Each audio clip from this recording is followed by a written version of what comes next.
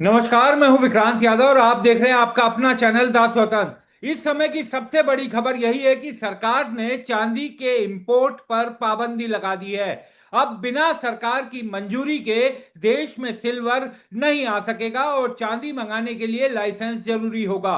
सरकारी नोटिफिकेशन के मुताबिक अब 99.9% शुद्धता वाला सिल्वर बार या फिर कच्ची चांदी, चांदी पाउडर या फिर सोने या प्लेटिनम की परत चढ़ी चांदी को विदेश से मंगवाने के लिए सरकार की अनुमति जारी होगी। सरकार के इस आदेश को किस तरह से देखा जाए और साथ साथ चांदी चाइना बड़ी तेजी से इकट्ठा कर रहा है, लेकिन बावजूद इसके चांदी के दाम में भारी गिरावट देखी गई है। 90 तक वो पहुंचने वाली थी, लेकिन अब एक बार फिर 75 के आसपास पहुंचने वाली है। तो क्या चल रहा है चांदी में और क्या सरकार के इस फैसले का असर होगा, बात करने के लिए मौजूद है वित्तीय विशेषज्ञ डॉक्टर शरद कोहली। डॉक्टर साहब नमस्कार, और रविवार के दिन, छुट्टी वाले दिन समय देने के लिए बहुत बहुत विशेष शुक्रिया।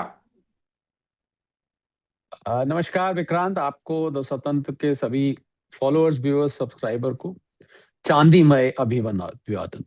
सर सर, चांदी में अभिवादन कैसे होगा दर्शकों के लिए? सरकार ने तो रोक लगा दी है चांदी के इंपोर्ट पर।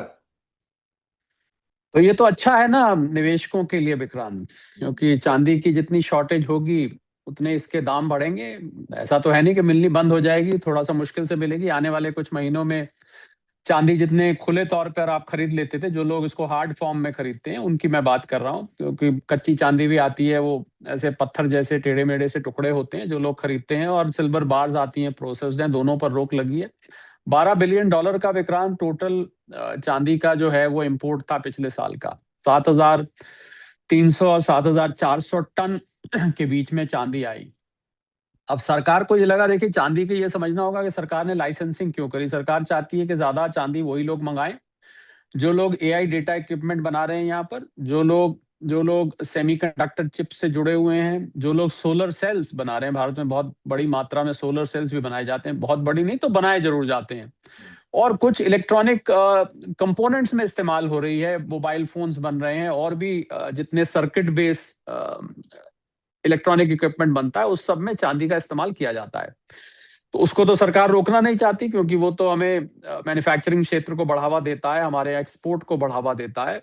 हमारे यहाँ निजी जो जो क्रिएटिविटी है, जो निजी प्रोडक्टिविटी है, जिसको सरकार हमेशा बढ़ाना चाहती है। परंतु दिक्कत है कि 55% तो यहाँ पर लग जाती है, पर बाकी के 45% जो है वो जाती है निवेश में, जहां लोग खरीद के रखते हैं, उसके बार्स खरीद के रख लेते हैं। अभी मैं तो एक खबर देख रहा था, एक कोई हादसा हुआ भारत में, कहीं ट्रक में से चांदी चांदी ट्रक पलटा, उसमें चांदी के बार्स थे 1-1 किलो के, और वो बार सड़क पर बिखर गए। खैर पुलिस को आना पड़ा।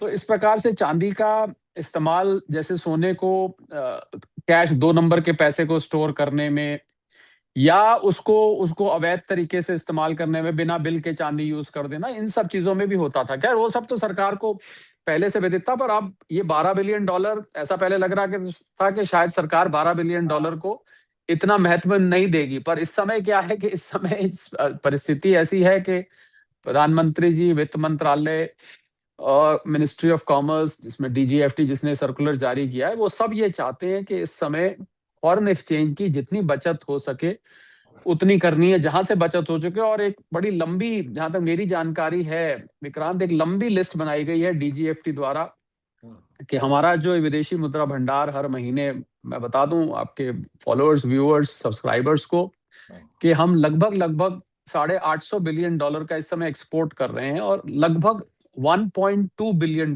का हम 1.2 ट्रिलियन का, क्षमा करें, हम इंपोर्ट कर रहे हैं।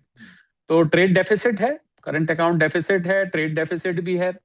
तो इसको देखते हुए एक लंबी लिस्ट, मुझे लगता है कि हाई लेवल कमेटी ने, हाई लेवल मिनिस्ट्रियल बैठक में ये डिस्कस हुआ कि क्या चीज ऐसी है जो हम मंगा रहे हैं जिसकी इस समय रोक लगाई जा सकती है, जिसपे कंट्रोल किया जा सकता है। तो ऐसे आइटम्स की लिस्ट बनाई गई है। उसमें सोना चांदी लाजमी बात है ऊपर था, क्योंकि देखिए बड़ी सीधी सी बात है विक्रांत, जिस चीज के बिना गुजारा चल जाएगा उन चीजों को हाईलाइट किया जा रहा है। पहले वो चीजें रखी जा रही हैं जिनके बिना गुजारा नहीं है। क्रूड ऑयल है, ठीक है, इसके बिना तो बिल्कुल गुजारा नहीं है, आप कहाँ से कर देंगे गुजारा? इसका तो कुछ आप कर ही नहीं सकते। फर्टिलाइजर्स हैं, ये चीजें हैं, आप अपील कर सकते हैं, पर उस पर आप कल को हम हम सोचेंगे फर्टिलाइजर पे ऐसे इंपोर्ट ड्यूटी बढ़ जाएगी, लाइसेंसिंग हो जाएगी, ये नहीं होने वाला है। तो जो गैर जरूरी सामान है जिसमें लग रहा है, पर चांदी भी अब गैर जरूरी पूरी तरह से नहीं है, क्योंकि जैसा मैंने कहा कि भारत सोलर सेल्स में, इलेक्ट्रॉनिक मैन्युफैक्चरिंग में आगे आना चाहता है, इलेक्ट्रिक व्हीकल्स में आगे आना चाहता है। तो इसमें उस पर रोक नहीं, तो लाइसेंस ये है कि आप फिल्टर करके होगा कि आपसे पूछा जाएगा, ये जो लाइसेंस अप्लाई होगा, रिस्ट्रिक्शन जो लगाई गई है, कंप्लायंस, इसको पॉलिसी क्लॉज 7 बोलते हैं, जिसके अंदर ये एप्लीकेशन दी जाएगी। आपसे पूछा जाएगा कि आप क्या करते हैं, आप किस लिए इस चांदी का इस्तेमाल करना चाहते हैं, पिछली आपकी कंजम्पशन क्या रही, आपने पहले कब इंपोर्ट किया। और अगर आप का मान लीजिए मैन्युफैक्चरिंग का काम है, फॉर एग्जांपल आप सोलर सेल्स बना रहे हैं किसी प्रकार से, तो आपको प्रूफ दिखाना पड़ेगा कि आप सोलर सेल्स बनाते हैं, अपनी कंपनी का, बिजनेस का, अपनी फैक्ट्री का लाइसेंस वगैरह सब आपको दिखाना पड़ेगा, तब आपको चांदी। ऐसा नहीं है कि बाकी की चांदी बिल्कुल नहीं लाने दी जाएगी। ऐसे तो चांदी के लक्ष्मी गणेश बनते हैं, पायल बनती हैं, ग्लास बनते हैं, प्लेटें बनती है, चम्मच बनते हैं, बर्तन बनाने में भी इस्तेमाल आती है। पर मुझे लग रहा है अब थोड़ी सी कठिनाई होने वाली है उन लोगों को जो खाली चांदी को चांदी के लिए ही मंगा रहे थे। मतलब आप खाली बार्स या कच्ची चांदी मंगा रहे थे। 99.9% जो कच्ची चांदी होती है वो प्रोसेस करनी पड़ती है, वो मतलब उस टेढ़ी मेढ़ी होती है, जो लोग करते हैं उनको पता होगा उसको। बाकी जो बार्स आते हैं उसको प्योरीफाई करके मंगाया जाता है। तो इस हिसाब से देखा जाए तो सरकार फिल्टर करना चाहती है इस पे, इसको छान छान के अब हम देंगे ऐसे आंख बंद करके। तो मुझे लग रहा है अगर अगर इससे 2-4 बिलियन डॉलर भी इससे बचता है, 6 बिलियन डॉलर जितना भी बचता है इस टाइम, तो ये है कि बूंद बूंद करके घड़ा भरता है। और आपको आपको जहां से बचत हो जाए वहां से आपको बचत करनी पड़ेगी। तो इसलिए इसकी कोई मतलब ये है कि ये अब इसमें कोई छूट नहीं है। और पर अब सवाल ये उठता है कि इसका असर क्या होगा। असर ये होगा कि देखिए, चांदी की जो फ्री फ्लोइंग चांदी जिसको हम कहते हैं, यानी कि जो आपको आराम से चांदी मिल जाती है, वो चांदी अब आपको इतनी आराम से अभी नहीं, फिलहाल तो स्टॉक है लोगों के पास, अभी जो ऑलरेडी इन सर्कुलेशन थी वो तो चल रही है। पर अब आने वाले कुछ महीनों में अगर ये रिस्ट्रिक्शन बनी रहती है, हो सकता है सब सुधर जाए और ये स्ट्रेट ऑफ हॉर्मुज खुल जाए, क्रूड ऑयल की कीमतें नीचे आ जाए, तो ये सब बाजी पलट भी सकती है। पर अगर यही परिस्थिति रही, जिसकी मुझे अभी सुधरने की कोई उम्मीद नजर आ नहीं रही है, तो मुझे लगता है कि इसको आपको कुछ समय तक और ये शॉर्टेज, तो कुछ शॉर्टेज मुझे ऐसा नजर आ रहा है विक्रांत, निवेशकों को नजर आ सकती है। तो ये तो अच्छी बात है। देखिए, जब जो कोई चीज शॉर्ट सप्लाई में होती है तो उसकी कीमत बढ़ती है, तो जो चांदी के निवेशक है उनके लिए तो अच्छी खबर है। अब जो चांदी जो गिरी, कल जो आप बात कर रहे हैं $75 आई, कुछ एमसीएक्स में इसका एक नीजक रिएक्शन थोड़ा सा था, पर अंतरराष्ट्रीय स्तर पर सोना भी गिरा है और चांदी भी गिरी है, क्योंकि क्रूड ऑयल अब ऐसा लग रहा है कि अगर कुछ आज डोनाल्ड ट्रंप और कोई पलटी नहीं मारते या और कोई गिरगिट की तरह रंग नहीं बदलते हैं, और अगर जो जो उनका चाइना का पूरा दौरा फेल हुआ है, पूरी तरह से फ्लॉप हुआ है, टोटली फ्लॉप, तो उससे अंदाजा लगा रहा है कि कल सुबह जब मार्केट खुलेगी, यानी कि सोमवार को जब मार्केट खुलेगी, तो आपको क्रूड ऑयल और ऊपर जाता दिख सकता है। क्योंकि बहुत सारी उम्मीदें थी इस दौरे के ऊपर, इस ट्रिप के ऊपर, पर उसमें कुछ निकल के आया, अभी तक तो कुछ निकल के ऐसा दिख नहीं रहा है। कुछ झूठ सच के फिर पुलिंदे खुल रहे हैं, किसी ने कुछ कहा, उनके जो मार्को रूबियो है वो कुछ और कह रहे हैं, ये कुछ और कह रहे हैं। तो अगर ऊपर खुलता है तो सोने चांदी पर आपको दबाव तो अंतरराष्ट्रीय स्तर पर, देखिए अब दो चीजें हैं सोने चांदी में, आप समझिए। एक, अंतरराष्ट्रीय स्तर के जो फैक्टर्स चल रहे थे वो तो चल ही रहे हैं। वो जो क्रूड ऑयल की कीमत, क्रूड डॉलर की डिमांड, डॉलर इंडेक्स, कम कई दफे उसकी बात कर चुके हैं, बॉन्ड यील्ड, जिसकी वजह से सोना चांदी फिलहाल दबाव में है। अब ये डोमेस्टिक फैक्टर्स, एक नई कड़ी शुरू हो गई है। ये इंपोर्ट ड्यूटी बढ़ाना, 100 किलो से ऊपर सोने के इंपोर्ट पर कुछ एजेंसीज के ऊपर रिस्ट्रिक्शन लाना, अब चांदी के ऊपर फिर इंपोर्ट ड्यूटी बढ़ाना, चांदी के ऊपर लाइसेंसिंग करना। तो ये अब ये डोमेस्टिक फैक्टर शुरू हो गए हैं। तो अब आप इससे क्या देखेंगे कि इससे आप अंतरराष्ट्रीय कीमतों में और भारतीय कीमतों में जो डिफरेंस है वो बढ़ता हुआ देखेंगे। अभी तक हम क्या करते थे, जो कॉमेक्स पर रेट होता था उसको हम सीधा आउंस को हम 10 ग्राम में कन्वर्ट कर देते थे, डॉलर को हम रुपए में कन्वर्ट कर देते थे, और सीधा सीधा रेट निकल आता था। थोड़ा बहुत फर्क होता था 19-20 का, पर ज्यादा फर्क नहीं होता था। सिर्फ फर्क होता था जो इम्पोर्ट ड्यूटी अभी तक 6% की थी, वो इम्पोर्ट ड्यूटी उसमें जुड़ जाती थी। ये मोटा मोटा फर्क रहता था। अब ये फर्क आपको बढ़ता दिखेगा। तो कुल मिला के हम समझे तो अब आप कॉमेक्स की प्राइस देख के भारत की प्राइस कैलकुलेट नहीं कर पाएंगे। अगर आप कॉमेक्स की प्राइस, हाँ ये जरूर है कि अगर वहां पर बढ़ रही है तो इधर वो ड्यूटी मिला के, शॉर्टेज मिला के वो बढ़ेगी, उधर घट रही है तो इधर, आप जैसे आपने देखा जब सोना बढ़ा जब इंपोर्ट ड्यूटी लगी 9-10 हजार की, उसमें बढ़ोतरी दिखाई दी जिस दिन इंपोर्ट ड्यूटी लगी। पर उसके बाद जब वहां पर 45-4600 से नीचे चला गया, तो यहाँ भी 1,62,000 से घट के 1,58,59,000 आ गया।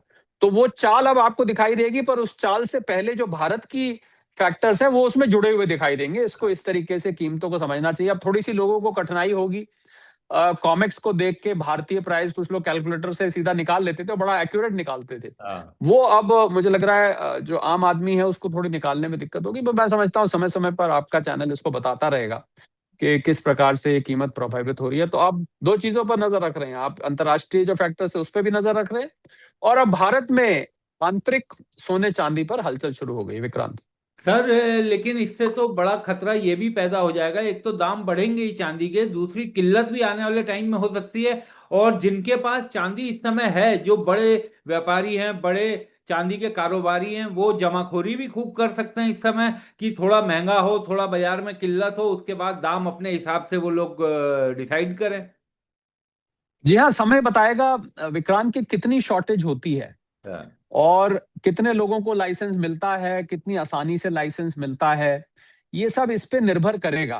पर हाँ, अगर शॉर्टेज हो गई तो मैंने तो आपको पहले ही कहा कि कीमत बढ़ेगी, क्योंकि लोग प्रीमियम चार्ज करना शुरू कर देंगे। हाँ। जैसे रेट मान लीजिए चांदी का 3 लाख रुपए है, उदाहरण ले रहा हूं मैं, या 2.25 लाख 3 लाख के बीच में, वो कहेंगे जी हम तो, आपने पीछे भी सुना होगा जब आप सराफा बाजार जाते थे, इसमें हाँ।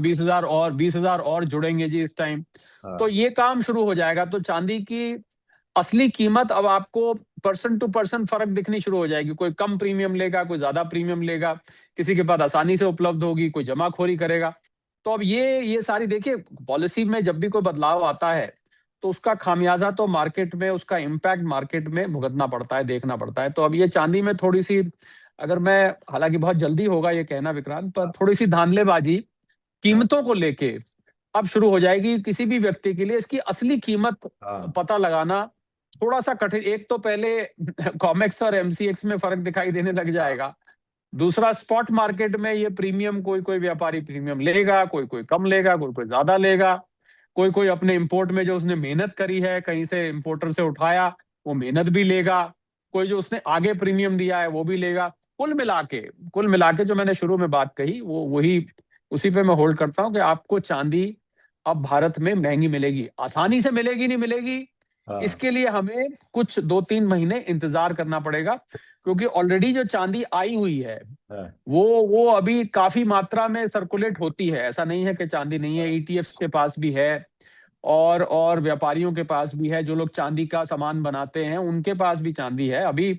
ऐसा नहीं है। तो आगे के लिए, आगे इंपोर्ट के लिए अभी सरकार ने मात्र फॉरेन एक्सचेंज को बचाने के लिए ये कदम उठाया गया, और भी कठिन कदम आपको आगे और कमोडिटीज में दिखाई दे सकते हैं विक्रांत, क्योंकि बाकायदा एक पूरी लिस्ट बनाई गई है। उस लिस्ट को एक एक करके उठाया जा रहा है, और आपको बहुत सी ऐसी पॉलिसी अनाउंसमेंट सुनाई दे सकती हैं आने वाले हफ्तों में, के किस चीज पे और रिस्ट्रिक्शन लग गया है। जी। सर हम चाइना हमारे बगल में है, वो लगातार अभी भी चांदी को बड़ी मात्रा में एक्यूमुलेट कर रहा है, वहां पर रेट भी ज्यादा है। तो उसके बावजूद चांदी के रेट गिर रहे हैं। उसने महंगे दाम पर भी, जब वो 90 के करीब भी पहुंच गया था, तब भी उसकी खरीद की रफ्तार लगातार बढ़ती ही रही थी, और अभी भी चल रहा है। इसको किस तरीके से देखा जाए? देखिए, चाइना को पता है कि ये चांदी जो है उसके लिए रेयर अर्थ मिनरल बन चुका है। हालांकि रेयर नहीं है चांदी इतना, पर रेयर बन चुका है। उसको मालूम है कि कल को अमेरिका को भी चाहिए होगा, हम्म। और जब से उसको पता लगा कि इसको आर्टिफिशियल डेटा इक्विपमेंट में, सेमीकंडक्टर चिप्स वगैरह में इस्तेमाल किया जाने लगा है, हाँ। उसको ये समझ आ गया है कि आगे आगे ये ऐसी कमोडिटी है जिसकी डिमांड बहुत तेजी से बढ़ेगी। तो चाइना में क्या है कि वो 5-5 साल आगे सोचता है, हम्म। 5-10 साल आगे सोच के चलता है। तो ये सोच के वहां पर चांदी का बहुत ज्यादा कलेक्शन किया जा रहा है, सरकारी स्तर पर भी और इंडिविजुअल प्राइवेट स्तर पर भी। हम्म। तो मुझे लगता है ये तो अच्छी खबर है चांदी के निवेशकों के लिए, कि अगर वहां पर चांदी में महंगी भी खरीद रहे हैं वो, तो अगर वहां पर महंगी मिल रही है और वो अभी भी खरीदे जा रहे हैं, तो इसका मतलब उनको कुछ ऐसा दिख रहा है जो कि बाकी की दुनिया को नहीं दिख रहा है। मैंने तो अपने शरद कोहली ऑफिशियल चैनल पे ये वीडियो डाला कि चाइना में ऐसा क्या है हाँ। जो उनको नजर आ रहा है, हमें नहीं नजर आ रहा। और यही रेयर अर्थ मिनरल जब उन्होंने इकट्ठे किए थे, यही तब हुआ था। जब उन्होंने मैन्युफैक्चरिंग फैक्ट्रीज लगाई थी, यही तब हुआ था। तो वो देखते हैं कि वो लोग 10 साल इसमें आगे निकल जाते हैं। तो ये चांदी से सीख, अगर आज चाइना से आपको खबर आई है चांदी की, तो इससे सीख लेनी चाहिए। अगर अगर चाइना इकट्ठा कर रहा है तो आपको भी, अगर अगर हालांकि प्रधानमंत्री जी ने सोना खरीदने को तो 1 साल मना किया, पर चांदी खरीदने को मना नहीं किया उन्होंने। तो चांदी आप खरीद सकते हैं, चांदी खरीद के रखिए, सस्ती भी है। और अभी एकदम से शॉर्टेज नहीं होने वाली है। हो सकता है कुछ लोग फायदा उठाएं। तो अगर आपको, आप चांदी खरीदने जाते हैं, कोई एक व्यापारी आपको कहता है कि मेरे पास अब तो भैया इसकी शॉर्टेज हो गई है, तो एकदम उसकी बात ना माने। अभी हाल में एकदम इमीडिएट बात कर रहा हूँ, वो झूठ बोल रहा है, क्योंकि ऐसा थोड़ा ना आज घोषणा हुई कल हाँ। शॉर्टेज हो गई।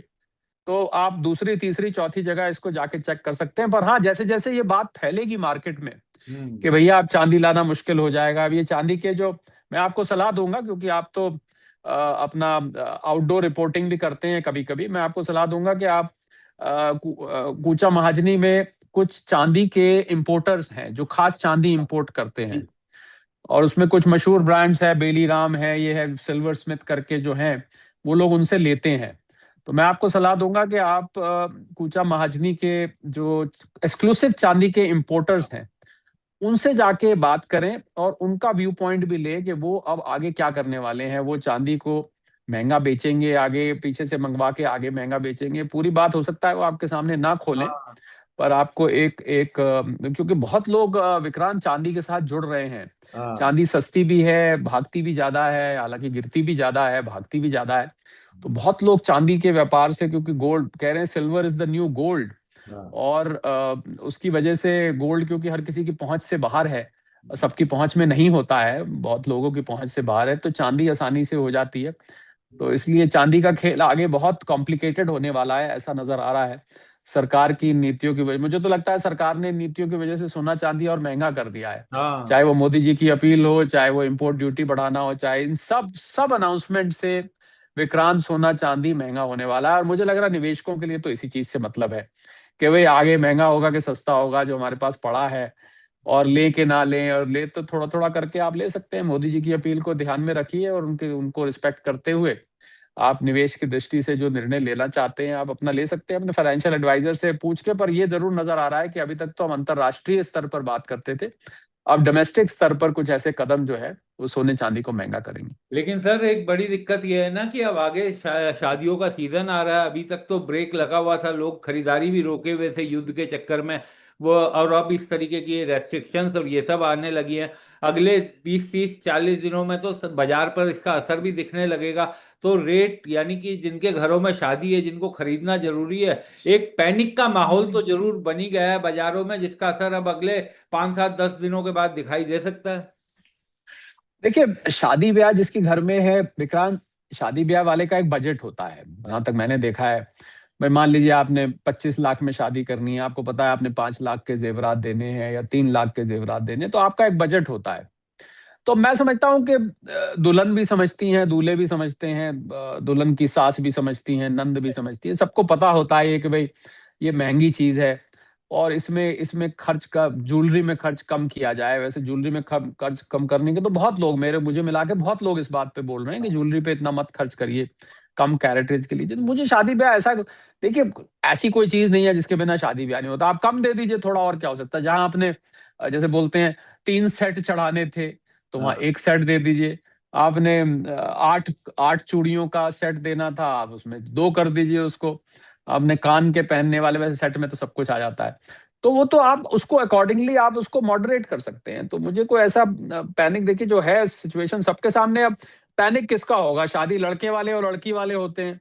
अब अगर लड़की वाला परेशान हो रहा है तो लड़के वाले को भी हाँ। हकीकत पता है, तभी को। लड़के वाला परेशान हो रहा है तो लड़की वाले, तो सबको ये हकीकत तो सबको पता है। और अगर कोई लड़की लड़के वाले ज्यादा परेशान हो रहे हैं तो उनको 10 स्वतंत्र के वीडियो दिखा देने चाहिए, देखिए हाँ। साहब आप क्या पोजीशन है। हाँ। लेकिन शरद जी, जो आपने बात की, जहां क्योंकि आपने ये भी कहा था कि चांदी का होने की उम्मीद कम है, क्योंकि चांदी उस लेवल से उतनी मात्रा में नहीं इंपोर्ट की जाती। लेकिन सर अब सरकार चांदी पे भी कर रही है, तो इसका मतलब स्थिति तो उससे भी ज्यादा गंभीर है जैसा अनुमान लगाया जा रहा है। यानी कि छोटी छोटी चीजें भी सरकार बचाने की कोशिश कर रही है। बिल्कुल, क्योंकि अब सरकार को, और खासकर सर्वोच्च पद पे प्रधानमंत्री जी को भी अब ये लगने लगा है, उन्होंने अपने मुंह से ये बात एक दो दफे इशारतन कही भी है अपने किसी हाल के वक्तव्यों में कि ये युद्ध अब जल्दी समाप्त होता नहीं दिखाई दे रहा है। तो जब जब टॉप लेवल पे ऐसा दिख रहा है कि और फैक्ट भी यही है, आप देखिए कहाँ समाप्त हो रहा है वो। डोनाल्ड ट्रंप तो इस टाइम फंसे हुए हैं वहां स्ट्रेट ऑफ हॉर्मुज में। तो अगर ये युद्ध जो कि इस समय ना चलता हुआ भी चल रहा है, कोई बमबारी नहीं हो रही, कोई ड्रोन नहीं गिर रहे, कोई कोई मिसाइल नहीं चल रही है, फिर भी ये युद्ध चल रहा है। ये अजीब युद्ध है कि ना चलते हुए भी चल रहा है, क्योंकि स्ट्रेट ऑफ हॉर्मुज जो है वो फोकल पॉइंट बना हुआ है। तो जल्दी समाप्त होता नहीं नजर आ रहा है। तो इस कारण से सरकार ने एहतियाती तौर पर, प्रिकॉशनरी तौर पर ये स्टेप्स लेने शुरू कर दिए हैं। हालांकि और सरकार ने ये भी कैलकुलेशन करी होगी विक्रांत, की जो हमारा $700 बिलियन का थोड़ा बहुत ऊपर नीचे होता रहता है फॉरेक्स रिजर्व है, ये अब इस क्रूड प्राइस पे कितने दिन चलेगा। पहले मैं ही कितने मीडिया प्लांट बोलता था कि 11 महीने का ये इंपोर्ट है, 11 महीने के लिए काफी है। पर जब प्राइस बढ़ गई तो 11 महीने की जगह हो सकता है 7 महीने, 6 महीने। तो मान लीजिए ये युद्ध चलता रहा 3-4 महीने, तो बहुत बड़ी दिक्कत खड़ी हो जाएगी। और जो हमारे पास आता है विदेशी मुद्रा भंडार, उसमें भी कमी आई है, क्योंकि रेमिटेंसेस आती थी मिडिल ईस्ट से, बहुत बड़ी रेमिटेंसेस आती थी, जहां पर 1 करोड़ आदमी काम करता है, जिसको हम पोस्टल ऑर्डर इकोनॉमी कहते हैं। लगभग $140 बिलियन 100 के करीब हमारा रेमिटेंस आती थी। वो भी कम वो हो भी गई क्योंकि मिडिल ईस्ट में काम ठप हो गया है सारा। आप लगाइए Dubai, Abu Dhabi, Qatar, Bahrain, यहाँ जो लोग करते थे, कुछ कुछ की नौकरी जा चुकी है, कुछ वहां बैठे हैं, कुछ कर रहे हैं, तो उनकी तनख्वाहें कट कर दी गई हैं। बड़ा वहां पर हालत अच्छी नहीं है। वहां से इन जीसीसी नेशन से खबरें निकल के नहीं आती, पर आप जब व्यक्तिगत तौर पे संपर्क करेंगे तो आपको पता लगेगा कि कितना भी बहुत बुरा छुपाया हाल है। जाए, ये चीज छुप नहीं सकती है। तो वो रेमिटेंसेस कम हुई है। ऊपर से क्या हुआ है कि एक्सपोर्ट जो हमारा है, जो कि इस समय 860 बिलियन डॉलर के आसपास का है, वो एक्सपोर्ट बढ़ा है, अपने लेवल पर है। पर लेवल पे इसलिए है क्योंकि क्रूड ऑयल की प्राइस बढ़ गई है, तो उसमें बहुत सारा हम यहाँ पर इंपोर्ट फॉर एक्सपोर्ट करते हैं, वो बढ़ गई है। तो इस वजह से एक्सपोर्ट, मतलब असल में देखे तो एक्सपोर्ट घट गया होगा, क्योंकि एक्सपोर्ट बढ़ा है तो कीमतें बढ़ने की वजह से बढ़ा है। बिल्कुल बिल्कुल। तो फॉरेन रेमिटेंस कम आ रही है, ऊपर से आउटफ्लो ज्यादा। अच्छा, जो आउटफ्लो है फॉरेन एक्सचेंज की, जो जरूरी चीजें हैं, इलेक्ट्रॉनिक कंपोनेंट्स है, अब यहाँ पर फॉक्सकॉन एप्पल के आईफोन्स बना रहा है बहुत बड़ी मात्रा में, भारत के लिए बहुत अच्छी बात है। उसके जो कंपोनेंट्स आने होते हैं, वो आप कैसे रोक सकते हैं? वो आपको फिर कल को फिर विदेशी मुद्रा लाता है। तो यही मैंने आपको कहा कि डीजीएफटी ने सरकार को पूरी एक लिस्ट बना के दी होगी जरूर। उसमें हर हर आइटम के आगे कितना कितना फॉरेन एक्सचेंज खर्च हो रहा है, ये लिख के दिया होगा। तो इसमें जो टॉप लेवल पे, मिनिस्ट्रियल लेवल पे, इस पे डिस्कशन हो रहा होगा कि भाई इसमें से कौन सी चीजें हैं जिसको हम रोक सकते हैं। तो सोना चांदी comes last on your list. सोने के बिना थोड़ी ना आपका गुजारा नहीं है, ऐसा तो नहीं है ना, गुजारा नहीं है। आपने कहा शादियां, तो शादी तो ऐसा तो नहीं है ना सोने के बिना नहीं हो सकती। और अभी सोना यहाँ कहाँ, 30,000 टन सोना जो घरों में रखा है, अरे भाई उसको इस्तेमाल कर लीजिए ना आप। वो उसको निकाल के दोबारा बनवा लीजिए आप, उसको सोना अपना बाद में खरीद लीजिएगा आप। तो इमोशनल अटैचमेंट सोने से हटानी होगी। जो पुराने हार सेट पड़े हैं जिससे इमोशनली अटैच है, हाय ये मुझे मेरी शादी में मिला था, इसको मैं क्यों पिघलवाऊं, ये मुझे मेरी दादी जी ने दिया था, इसको मैं क्यों पिघलवाऊं।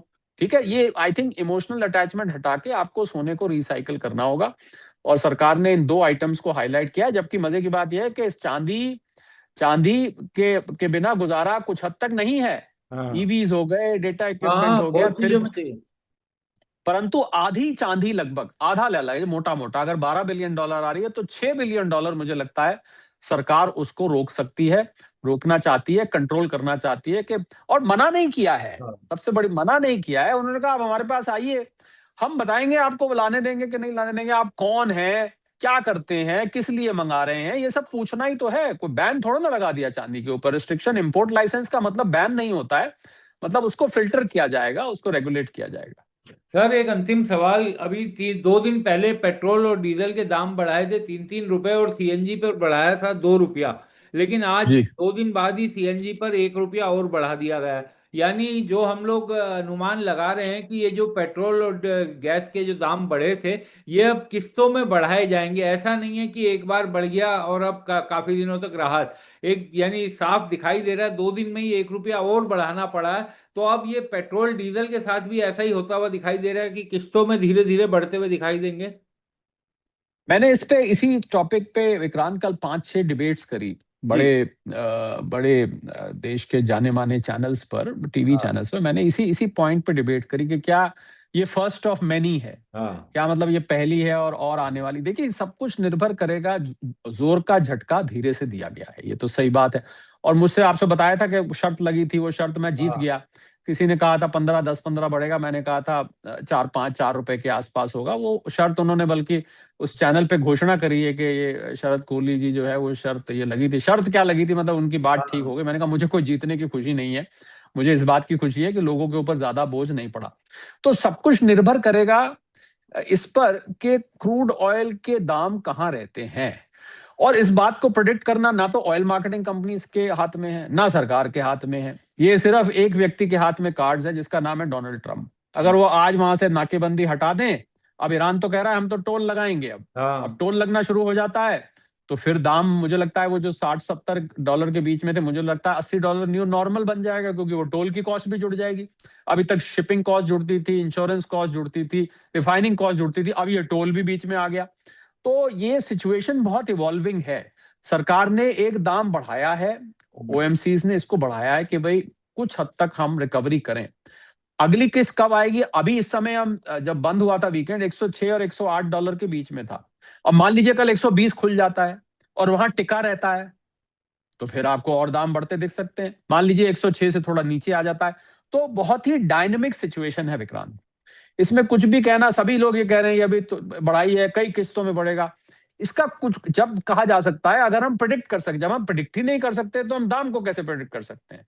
तो बाकी ये जरूर है कि अंडर रिकवरी अभी भी है इन ऑयल मार्केटिंग कंपनीज की, घाटा इनको अभी भी हो रहा है। ₹3 तो बहुत कम घाटे का कॉम्पनसेशन मैं मानता हूं। पर I think wait and watch approach है, एक वेलफेयर स्टेट है। सरकार भी चाहती है भाई लोगों के ऊपर इतना भार ना पड़े, एक साथ ₹10 बढ़ा दिए, ₹15 बढ़ा दिए तो हाहाकार मच जाएगा। ₹3 पे तो सड़क पे उतर आए हैं सब लोग, और नारेबाजी शुरू हो गई है। अब ये अच्छा, बहुत सारी तो पार्टीज कल ये कह रही थी, मैं डिबेट में बैठता हूँ राजनीतिज्ञों के साथ पॉलिटिकल पार्टी से, कि कम क्यों बढ़ाए। अरे भाई ज्यादा बढ़ाएं तो प्रॉब्लम, कम बढ़ाए तो कम क्यों बढ़ाए। तुमने तुमने तो घाटा तो ₹10 का हो रहा है, आपने ₹3 बढ़ाए, बताइए। अब मतलब एक कहावत होती है, गांव में आटा गूंथती का सिर क्यों हिलता है। हाँ। अब भाई आप क्या करें, आप आटा गूंदे कि नहीं गूंदे, ये बताइए आप पहले। सिर क्यों हिला रहे हो भाई आप बार बार। तो ये तो वही हो गया कि कम बढ़ाए तो क्यों कम बढ़ाए, ज्यादा बढ़ाए तो ज्यादा क्यों बढ़ाए। तो ना ऐसे चैन है ना वैसे चैन है। अब हकीकत यह है कि क्रूड ऑयल और स्ट्रेट ऑफ हॉर्मूज पे नजर रखिए, आपको इस बात का उत्तर मिल जाएगा। हाँ सर, लेकिन डर तो बस यही रहता है ना कि सरकार भी धीरे धीरे बढ़ा करके उस गुस्से को कहीं कंट्रोल रखने की कोशिश तो नहीं कर रही। इस तरीके की भावना भी लोगों को लगती है नहीं, गुस्सा कि गुस्सा हर देखिए, हफ्ते, गुस्सा अगर हर हफ्ते हर 10 दिन में 2 रुपए 3 रुपए बढ़ाए जाएंगे तो शायद उस तरीके से लोग रिएक्ट ना करें, जैसे एक साथ अगर 15 20 रुपए बढ़ा दिए गए तो। नहीं नहीं, वो सब रिएक्ट करेंगे जिसने रिएक्ट करना है, जिसका घर का बजट, जो मैंने तो कहा जोर का हाँ। झटका धीरे से लगे, झटका तो जोर का है। हाँ, लग हिल रहा है तो आपको गया है धीरे धीरे। बजट। तो मैंने तो आपको पहले ही कहा कि लोग जो है वो लोग क्यूमुलेटिव देखेंगे, ₹3 पहले बढ़े, ₹3 अब नहीं। ऐसा नहीं है कि लोग उस पिछली वाली को भूल जाते हैं। अगर आपने बढ़ाया तो सबको जोड़ के ही देखा जाएगा। और इसको इसको wait and watch, state of Hormuz पे डोनाल्ड ट्रम्प साहब की खोपड़ी में नजर रखें। बहुत बहुत शुक्रिया शरद सर, आप हमारे साथ थैंक यू। जुड़े, चर्चा में शामिल हुए, थैंक शुक्रिया।